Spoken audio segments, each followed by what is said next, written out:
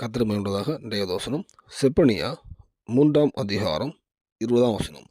அக்காலத்திலே உங்களை கூட்டிக் கொண்டு வருவேன், அக்காலத்திலே உங்களை சேர்த்துக் கொள்வேன். உங்கள் கண் காண நான் உங்கள் சிறையிருப்பை திருப்பும்போது பூமியில் உள்ள சகல ஜனங்களுக்குள்ளும் நான் உங்களை கீர்த்தியும் புகழ்ச்சியுமாக வைப்பேன் என்று கர்த்தர் சொல்லுகிறார்.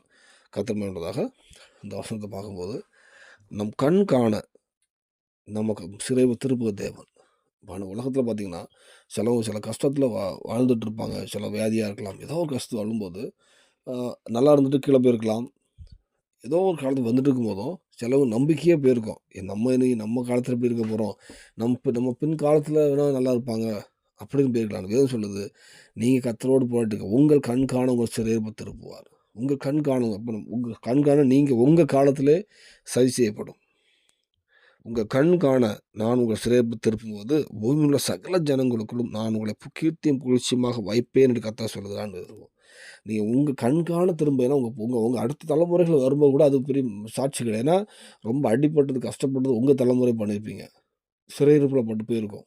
உங்கள் கண் காணையே உங்கள் சிறையிருப்பு திருப்பார். அது வந்து என்ன ஆகும்னா சகல ஜனங்களுக்குள்ளும் கீர்த்தி புகழ்ச்சியுமா வைப்பாங்க. ஏன் நீங்கள் உதறது கீழே விழும்போது, கீழே சிறுமியை நோக்கி போகும்போது எல்லா இடத்துலையுமே இகழ்ச்சி ஆயிரும், எல்லாம் கேவலம், எல்லாம் ஆயிரும். வியாதியாக இருந்தாலும் சரி, பொருளாதார பிரச்சனை இருந்தாலும் எல்லாவற்றுலையுமே ஒரு கேவலம் இகழ்ச்சியான ஆயிரும். அப்போ அவங்க மூலம் அவங்க கண் காண அதே தலைமுறை இருக்கும்போதே தேவன் வந்து அந்த உயர்த்தும் போது, சிறையிருப்பு திரும்பும்போது ஒரு கீர்த்தியும் ஒரு புகழ்ச்சியும் கொடுக்குற தேவன்.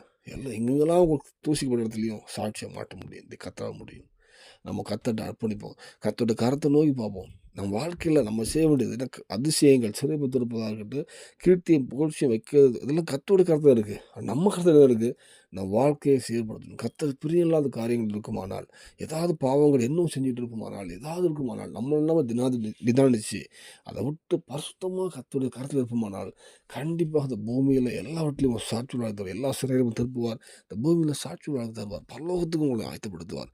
அநேக ஜனங்களையும் உங்கள் மூலம் ஆயத்தப்படுத்துவார். நம்ம கர்த்தர் கருத்தில் அர்ப்பணிப்போம். தேவன் கிருபை செய்வாராக. ஆமென்.